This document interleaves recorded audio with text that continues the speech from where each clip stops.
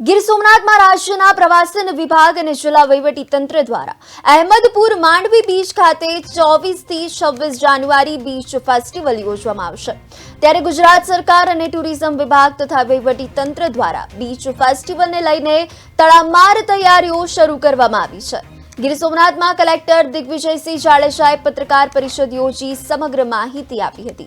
આ ફેસ્ટિવલમાં સ્થાનિક ખારવા સમાજની સંસ્કૃતિને ઉજાગર કરવા માટે બોટમાં સાંસ્કૃતિક ટેબલોની પરેડનું પણ આયોજન કરવામાં આવ્યું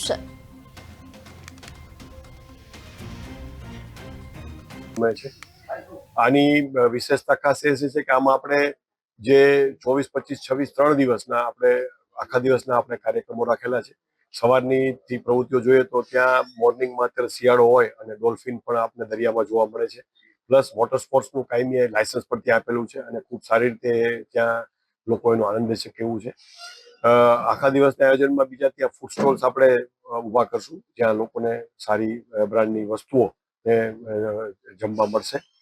પ્લસ આપણે જે મહિલા સશક્તિકરણ અને મહિલાઓને પણ સ્વાવલંબન ઊભું થાય એટલા માટે એમાં 10 જેવા સ્ટોલ આપણી જે જિલ્લાની મહિલાઓ છે જે પોતે પોતાની રીતે એનો જે બિઝનેસ કરે છે તો એને પણ આપણે પૂરતી જગ્યાઓ આપશું અને તેનું